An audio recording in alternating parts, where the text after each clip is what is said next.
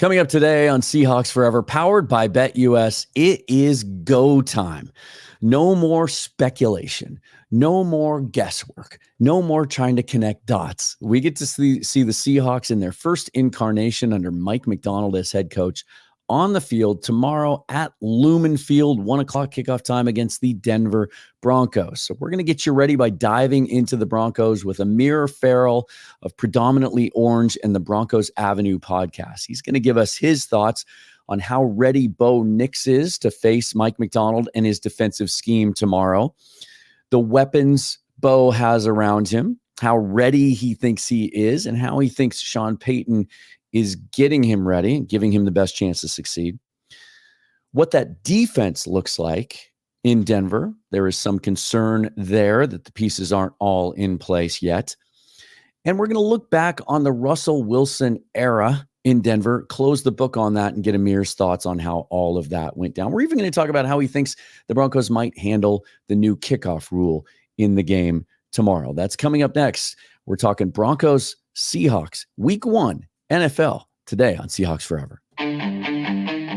Welcome to the Seahawks Forever podcast. In-depth analysis on everything Seahawks. And now, here's your host, Dan Viens.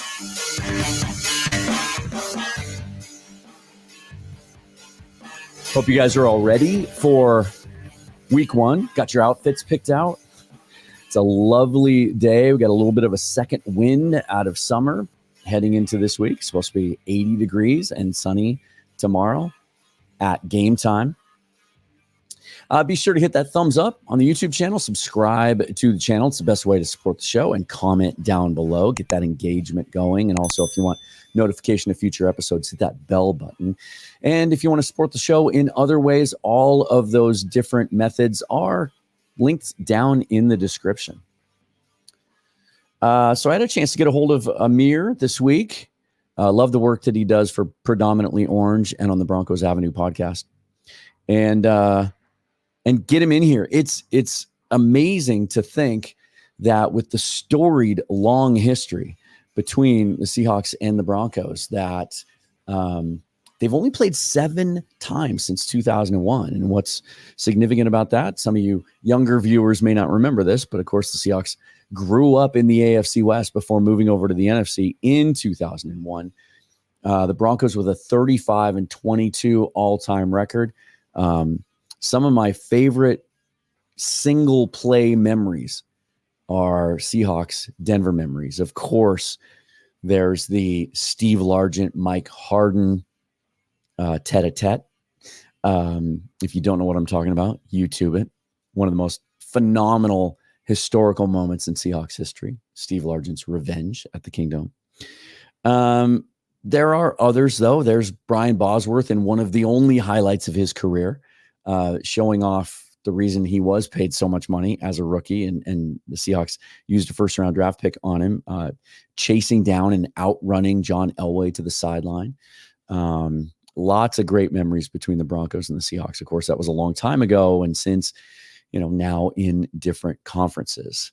And a lot has changed in the last 2 years since they faced each other in Week 1, with the Seahawks in their action green uniforms, eking out a 17-16 win in 2022 in Geno's first game as starter, taking over for Russell Wilson after the trade to Denver. So let's get into all that. This is Amir Farrell from Predominantly Orange and the Broncos Avenue podcast, conversation we had just moments ago. Well, Amir, thanks for joining me today as we look ahead to Week 1 in the NFL, which here in Seattle, and I'm guessing it might be the same down there because of so much anticipation, felt like the longest offseason that we've had around here in a long time. Here's where I want to start, though. Leading up to the draft, I want to go all the way back there because I'm a draft nerd and I'm addicted to that whole process. Almost from the day last season ended, the match of Bo Nix to Sean Payton was something that everyone connected. And it just seemed to be assumed that that was going to be the move. And there was an attempt by Payton kind of late in the process to try to divert attention away from that and open things up for debate. But then obviously he ended up being the choice. Throughout the process, was he the guy you wanted? Did Bronco fans, were they on board with Nix from the get-go? I'm not gonna lie. From the very jump, I started diving into a lot of the film in January, and him and JJ McCarthy are the ones that really stood out to me as schematic fits in Sean Payton's offense. Yeah. I would say throughout January, February, and March, like Bo Nix was my guy. Like I really wanted Bo Nix, but I'm not gonna lie. Getting closer to the draft, JJ McCarthy was a little bit more higher on my board, just because I feel like the ceiling is a little bit higher, and I honestly still do believe that, but like just in terms of fit in this offense, I have warmed up a lot to the idea of Bo Nix and his potential in this offense. And I think, JJ will still be really good, but I would say those two were the guys. In terms of what like Broncos country thought, I saw a lot more people like against Bo Nix to Denver than I did see like JJ McCarthy to Denver and other quarterbacks. Like I saw a lot more like please trade up for Jaden Daniels or Drake May than I did see Bo Nix to 12 at Denver. In fact, anybody that wanted Bo Nix to Denver, I saw a lot more people saying trade down in like the 20s for him. I was one of those people that was either draft Bo Nix at 12 just because I don't think he'll be there any later than that. And I feel like when you're drafting your franchise quarterback, you can't take that risk of moving down a few spots, potentially the Raiders or a different team moving up to snag him. So I was either draft Bo Nix at 12 or trade up a few spots for JJ. That was the train I was on. The hesitation among some fans makes sense because people are addicted to upside and traits, right? And I think some of that comes from our fantasy football culture. We love guys that have higher ceilings. And the book on Nix was he's going to manage the game for you. He's going to make the right throw. He's going to check the ball down, but maybe doesn't have the arm strength to push the ball downfield. Had kind of an uneven combine, didn't really help that narrative at all. But then he goes out this preseason and does exactly that, exactly what you expect Bo Nix to do, what he did at Oregon. He was efficient, extremely high completion percentage, almost 80% completions. And so seeing it actually put into play against NFL defenders, albeit second and third stringers in the preseason, did that help ease the mind of some fans like, okay, this is what we have, and this is what can work with Sean Payton calling the plays? Yeah, definitely. I mean, how can it not? I think the last game he threw like 8 of 9, 88% completion, 80-something yards, touchdown. That was only like 1 or 2 drives. So definitely a lot of the fans warmed up to it by that last game. Even the first game against the Indianapolis Colts, a lot of fans were really high on him after that game. It's just you see when you go from Russell Wilson last year to where it took him at least 5 seconds to get the ball out. It felt like sometimes like 5 to 7 seconds. We know that. Yeah, holding on the ball forever, taking unnecessary sacks. He was up there with Justin Fields in the league. Just ironic how they're on the same team now. And when you go from that to now, Bo Nix getting the ball out extremely quickly, timely fashion, and most importantly, not making mistakes with the football. I know Russell Wilson only threw 8 interceptions last year, but he had nearly a flawless offseason. He only threw 1 interception all training camp, didn't get picked off in the preseason. There are a few throws here and there. Sometimes he's bailing clean pockets, but those are the rookie mistakes you expect. I mean, he's the 6th quarterback taken for a reason. So there's definitely room for improvement, but it feels like, I mean, a lot of Broncos fans will agree with this. Feels like he's already better than what Russell Wilson was for us last year. Yeah. To your point, according to PFF, 0 turnover-worthy plays during the preseason. So just a really, really clean preseason. But, now we ramp it up. The bullets start flying for real. It's ones against ones. It's emptying out the playbook. Sean Payton is known as an offensive mind with a very complex offense, and it takes a certain type of quarterback to be able to disseminate all of that and put it into action. What's your sense of how much of the playbook is available to Nix week 1?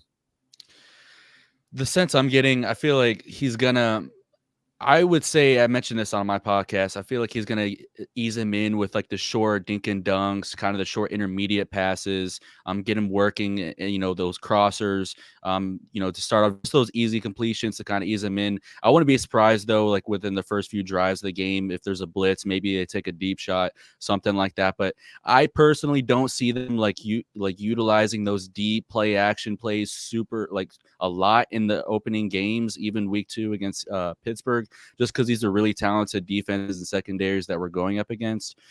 So that's kind of what I see. I personally see it being like a rush attack in this opening game. I feel like that's that's a recipe for success with any quarterback, but especially rookie quarterbacks, is playing good defense and running the football effectively. So. Yeah, second highest play action rate in the preseason, so that makes a lot of sense. The coaching matchup is certainly something we have to talk about. Really intriguing. It doesn't seem, for an old guy like me, it doesn't seem like that long ago that Sean Payton was one of the hot young coaches in the NFL and one of the young guns, and now he's a grizzled veteran facing the youngest coach in the league. And Mike Macdonald, you can make an argument he's been called the Sean McVay of defense, but Sean Payton came before Sean McVay, and he's kind of the defensive version of what Sean Payton used to be. How do you think that, and you've touched on it already, but Macdonald known for dialing up pressure and being creative in his pressures. And it's been so successful that now it's kind of permeating throughout the rest of the league. Do you think week one, right out of the gate, without either team showing much of their hand in preseason, how confident are you that Nix is ready, or as ready as you can be, to face what he's going to face tomorrow? I'm pretty confident. I mean, although it is his first NFL start, I believe Sean Payton, this whole coaching staff, has him ready to go. I definitely think there's going to be some plays where you're like, okay, that's a rookie making a rookie mistake. I think the nerves could be a thing for him. I mean, it's Seattle. We all know about the 12s and one of the loudest environments in all of football. So I think that may get to him, but he seems like a really confident kid. I don't know if anyone saw his quote recently from the Denver Gazette on like pressure and how he's going to deal with pressure going into his first NFL start in Seattle. He's talking about how like pressure is a privilege. Where there's pressure, there's opportunity. Like, he thrives in those moments. So I believe that his confidence is going to take him a long way, in those blitz packages. And I feel like the Sean Payton, I think the record is like 31-12 against rookie head coaches. So I feel like he'll be ready to go with Bo Nix in this one. He believes in him the utmost. So. What about those weapons around him? Jerry Jeudy no longer there. Tim Patrick moves on. Cortland Sutton, kind of the de facto number one there. Mm-hmm. Marvin Mims in his second year now, I think, looking for a bigger role. Greg Dulcich, a lot of upside there at tight end. How do you feel about receiving crew specifically, about that group around him? I was a bit upset we moved on from Tim Patrick. I felt like he was going to have a good bounce back year. I didn't see the point in really moving on from him if he wasn't going to be like an every down starter. So I feel like he was a good security piece in that depth chart, but they felt it was best to move on and get younger at that position, get Marvin Mims and Troy Franklin open up with some of those reps. I'm a big fan of a 7th round rookie receiver out of Utah, Devon Vele. I don't think he'll come on onto the scene like very soon, as soon as like the Seattle game, but I think he's someone to watch for Broncos fans like down the line. I think he could definitely get some snaps in this game, though. He's a great contested catch receiver, made a lot of plays during training camp, very sharp footwork. One of my favorites already. I think he'll be a starter by the end of the year, actually. But yeah, I feel like Marvin Mims is a weapon ready to explode. They kind of hit him a little bit during the preseason. A lot of fans were freaking out about why he wasn't in the starting lineup, why they were only showcasing him during certain parts of the game. But I mean, they traded up for him. They gave up draft capital last year in the second round. I believe it was like the second to last pick in the second round to go up and get him. So they clearly have a plan for him. His second career game, he had 100+ yards against the Commanders. And ever since then, Russell Wilson didn't really look his way. He was holding on to the football too long. So I think you should definitely look out for Marvin Mims. I expect Cortland Sutton to probably lead this team in receiving yards in this game. But yeah, Marvin Mims is a name to watch. And Josh Reynolds, too, the free agent addition from the Detroit Lions. Really good contested catch receiver, very reliable.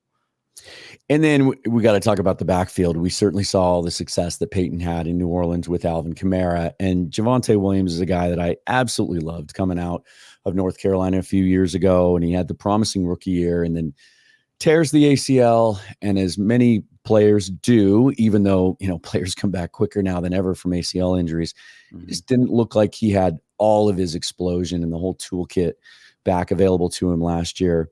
And then there was some excitement last year with what Jaleel McLaughlin can do. He's a fun player. Is Williams the guy? And do you feel like he's back to the player that you all hoped he would be? I'm a big fan of Javonte Williams, just like you. I was really high on, the yards after contact, the ability to break tackles.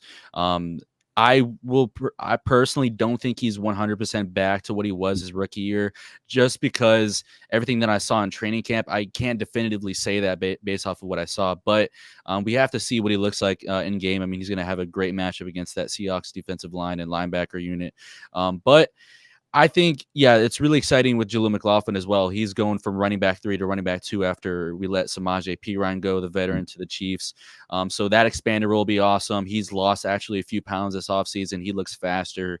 He gets up at like 5 a.m. every single day, trains, he's the first guy in the facility, last guy out of the facility. So he's a name to watch. They seem to have even more plays like dialed up for him in the receiving game this year too. And then you have the rookie running back, Audric Estime, that we drafted in the 5th round of Notre Dame, just like Javonte. He's kind of a younger version, 20 years old. He breaks tackles like it's nothing. But yeah, in terms of Javonte, I do expect him to be the RB1 this year. I expect him to be roughly around that 900-yard rushing range. But I feel like, unlike previous years, it's definitely like a dynamic, like 3-headed monster with those guys. Those guys are very young. And Javonte, I don't know if I'm ready to say he's fully healthy yet, but definitely looks a lot better and sharper than last year. Excited to announce a new promotion from the folks at BetUS. You can see currently they've got the Seahawks as 6-point favorites at Lumen Field on Sunday. The money line minus 250 on the Seahawks, the over-under at 41.5. You now get a 150% sign-up bonus on your first deposit, and then 125% on your second and third deposits up to $2,000. Head on over to BetUS, sign up for your new account today, and enter the promo code YouTube150 to take advantage. Now let's talk about the guys on the defensive side of the ball. Last time these two teams met, it was the Shelby Harris revenge game. And this time it's Draymond Jones going up against his ex-team. The focus this week and this offseason on the Broncos defense, as it should be. Patrick Surtain just got his new contract. He's a happy guy heading into week 1. Is he going to shadow DK? Is he going to follow him everywhere on the field? The last time these two teams played, DK had 7 catches, but for only 36 yards. All eyes are going to be on that matchup. Is he going to travel?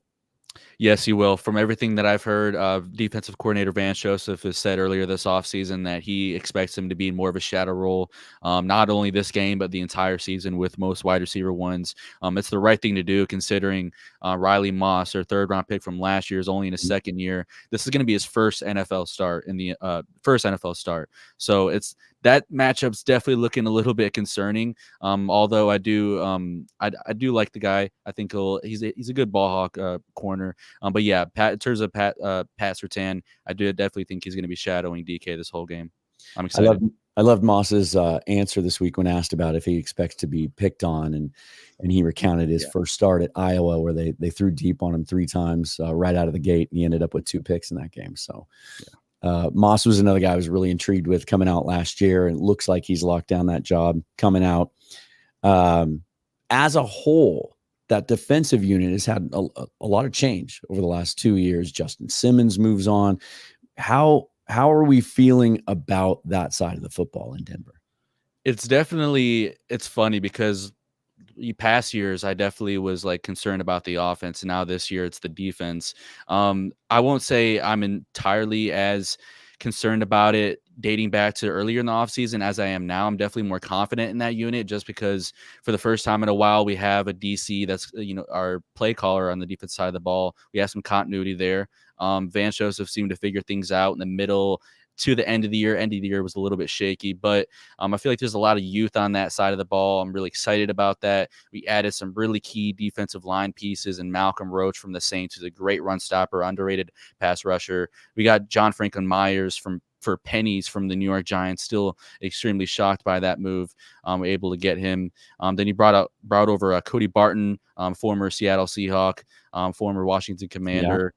Pretty solid coverage player. I'm more intrigued by the younger guys at that linebacker unit, though. But yeah, the defensive side of the ball, it's really just that cornerback room. I don't know how Riley Moss is going to look. Nobody knows how Riley Moss is going to look. And then it's really one injury away from disaster, if I'm being totally honest. I feel like maybe we should have added someone in that room this offseason. We signed Levi Wallace, but he's been dealing with injuries the last 3-4 weeks. So we'll see how that shapes up. But defense, definitely a little bit concerned about that secondary. But run defense, I think we're ready to go.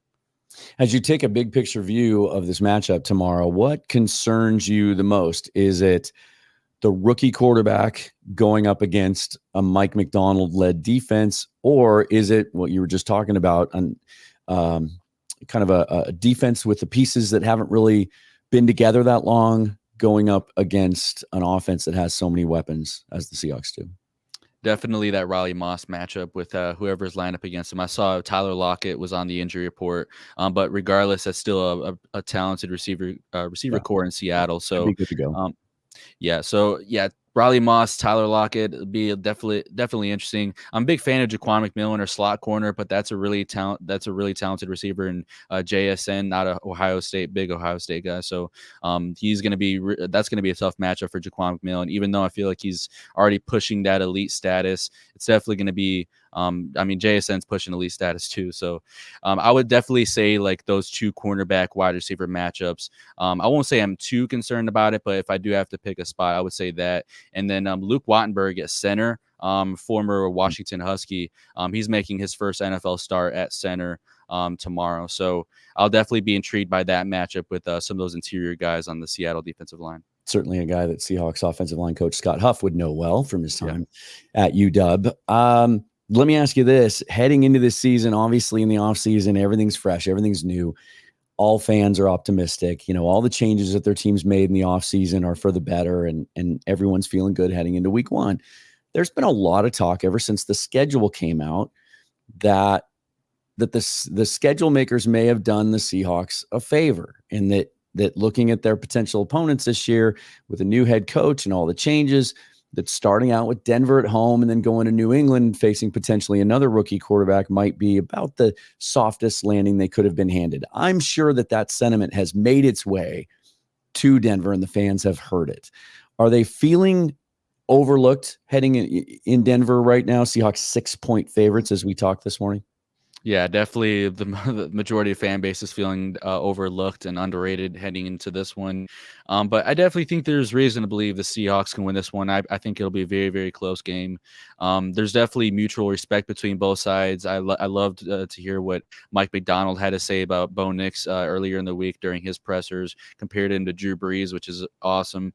And then Sean Payton, I know, has respect for the guys over there as well. I'm sure he's prepping his ass off for this game. So I definitely think on both sides there's definitely respect, but in terms of the fan bases, we're definitely seeing some fans being frustrated by some of the other fans from Seattle, just because I feel like it's been a rivalry ever since Russell Wilson got traded to Denver. There's definitely I won't say hatred, but there's definitely a little bit of animosity between both sides. So former AFC West foes. I'm old enough to remember that, certainly. And it's kind of crazy to think. I was going through some of the detailed history again today, and that they've only played 7 times since the Seahawks moved over to the NFC in 2001. That's crazy to me.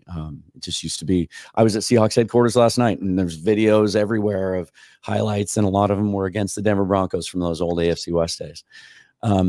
Staying in that division, though, lots of questions about what the Raiders are doing right now. Lots of questions about how long it's going to take for Jim Harbaugh to kind of impose his will and get the culture built and the roster built with the Chargers. And then obviously there's the Chiefs looking down on everybody else. What are the chances, in your opinion, that the Broncos could be the second best team in that division this year? I feel like there's a really good chance, actually. The Chargers definitely got better this offseason, added a lot of tools and pieces that are familiar with John Harbaugh, not just in the player-wise, but the coaching staff. So that familiarity is going to be very important. Sean Payton did the exact same thing, basically hired every ex-Saint coach he possibly could have and brought him to Denver, and we saw how it helped last year. There's a lot of games they probably should have won that we didn't win. But this year, the same thing with the Chargers. There's a lot of games they probably should have won last year that they may win this year. So the Broncos and Chargers definitely the two most intriguing teams going this year, in my opinion. 2 former Oregon quarterbacks, I feel like, are pretty underrated.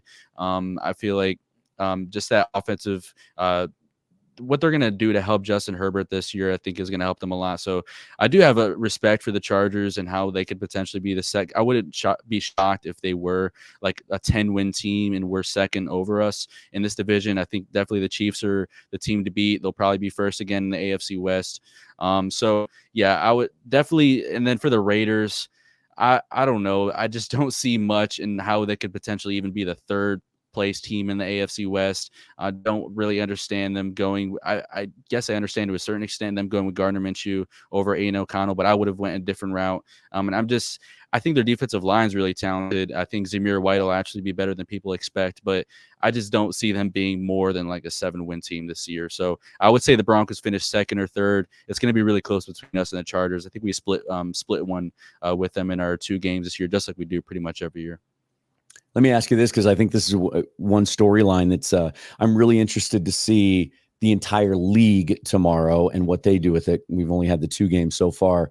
How do you think the Broncos intend to administer the new kickoff rule? You know, we've heard some things already from some teams, some anonymous coaches being quoted as saying, you know what, we don't want to take chances.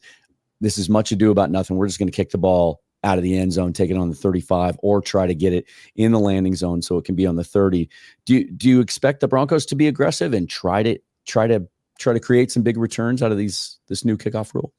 Yeah, I mean, Sean Payton tends to keep these things a little bit tight and in-house in terms of how he's going to approach special teams. But generally, he is aggressive with these things. He does really value special teams. I feel like, yeah, they'll have Marvin Mims, even though he'll be a wide receiver 3 starting receiver. I feel like Marvin Mims, you'll see some Jaleel McLaughlin, potentially some Tremont Smith, who's our starting gunner. And one of the corner pieces. So I feel like those 3 guys will probably be the pieces to watch in the return game. But I do expect them to be like moderately aggressive is how I would explain it. I feel like we've seen a little bit of that in the preseason and training camp. So that's how I expect them to approach this game. And then before I let you go, let me ask you this. It's been 2 years now, right? We can close the book on the Russell Wilson trade. And again, I'm sure Denver fans hear this. Seattle fans like to gloat about how many assets they got in return for Russ, and the fact that it didn't work out. Lots of dead cap left in his wake.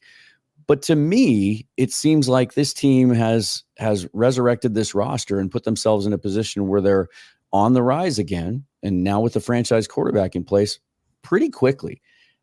As you do close the book there in Denver on the Russell Wilson era, if I may, what are your overall thoughts?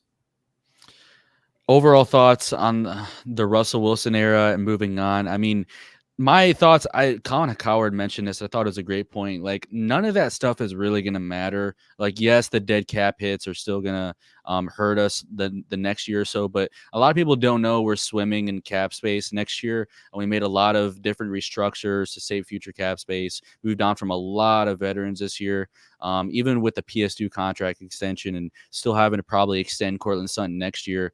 I think we're in a pretty good spot financially. So none of that's going to really matter if you find your rookie quarterback and you solve that problem this year. I mean, you look at it with other teams in the past. I can't exactly remember, but there's been teams that have had like big cap hits, definitely not $85 million cap hits. But if you can find your rookie franchise quarterback, that solves so many different things for you.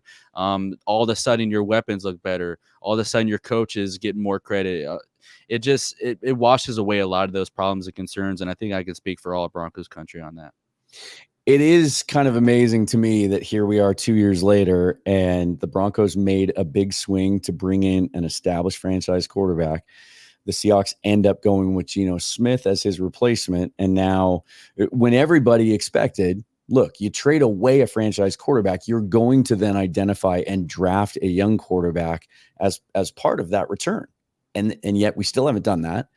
And we go with a quarterback who's older, who's been around, who some people feel is kind of stuck in the middle of the pack. And yet here the Broncos sit with their franchise quarterback moving forward. It's not lost on me that that's how this kind of ended up. Yeah, it's funny how that works. You would have told me that 2 years ago, I would have laughed. Yeah, it's crazy. Yeah, just goes to show you. I mean, you can get just about anything done in the NFL. You know, the salary cap is. It's not a mirage, but it can be manipulated, and I think the Broncos have done a good job. I'm excited about this game just because, I mean, I'm of the opinion now that like I say, and it'd be interested to get your thoughts on this too, just do away with the preseason. Like, to me, it really serves no purpose. Do the joint practices, get your work in that way, ones against ones, and that kind of thing. But as a fan, we used to at least get some clues about what we were going to see week one. And now we get almost none. So I'm expecting a good game. I think it's going to be exciting. I think there's a lot of intrigue and mystery on each side of the ball, and a great offensive mind going against a great young defensive mind. Let's go. This should be fun. Yeah, I agree. If they are going to take away the preseason at any point, which I am seeing a little bit that they might take away a preseason game, I think if I saw correctly, but if they are going to do that in joint practices, they definitely have to have like more contact, just because like they do tend to play it a little bit safe in those joint practices, not sack the quarterback, things like that. So I feel like they would need to go a little bit and extend the practices as well, obviously. But yeah, I do agree with you to a certain extent about that. We almost never find out anything that's going to happen week one, but that's also the beauty of it. I mean, there's so much like question marks and exactly from the entertainment standpoint. So going into week one, we don't really know what to expect. And then even after week one, sometimes it's like you might see a whole different team week two. So that's the beauty of the NFL. Amir, I really appreciate you taking the time, man. This was fun. Thanks for coming on. Thanks for having me on. I really appreciate it. Love going on these podcasts. You got something great going here. Love what you're doing over on this podcast. So I appreciate the invite, man. Right back at you. Same. We'll talk again soon. All right. Peace out. Can never get enough cowbell here on the show. Thanks again to Amir. Check out in the description. I'll put his Twitter handle down there and all the links to his podcast if you want to check that out. If I happen to get some Broncos fans tuning in.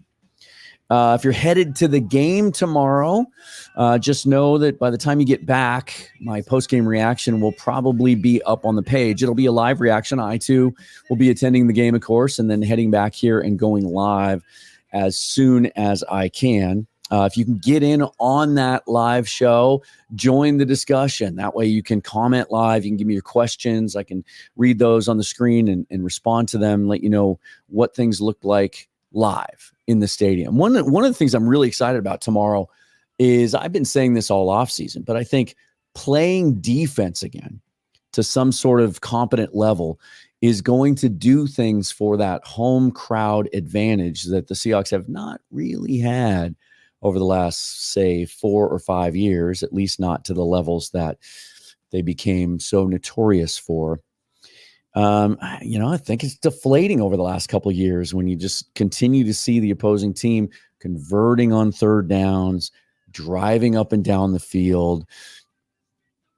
And they feed off one another, right? The Seahawks start to stand up and play some defense again. The crowd's going to get more confident that they're having an impact on the game. They're going to scream a little louder, right? I'll try to do my best to keep my voice intact so I can come back and do the show for you. But I think those two things are going to go hand in hand. And if this defense is anywhere near what we're hoping and expecting it to be under Mike Macdonald, then I think some of that noise level that's been missing from Lumen Field is going to return. So exciting to see how all the starters are going to look against the ones from Denver. We'll have a lot to talk about tomorrow. And then the plan Monday is, assuming, of course, I don't know this for sure, but I would expect that Mike Macdonald would do a coach's show on Monday mornings at some point, like Pete Carroll used to, or at least a press conference. I'll be reacting to that kind of the day after on Monday, and then we'll move ahead and start looking at the New England Patriots for next week. Shout out again to the folks at BetUS for sponsoring this episode. You can follow me on Twitter at Seahawks Forever. Until then, all the different ways to support the show, again, down in the description below. We'll see you tomorrow. Seahawks Broncos. Let's go. I'm Dan. This is Seahawks Forever, forever and always. Go Hawks. Thanks for watching.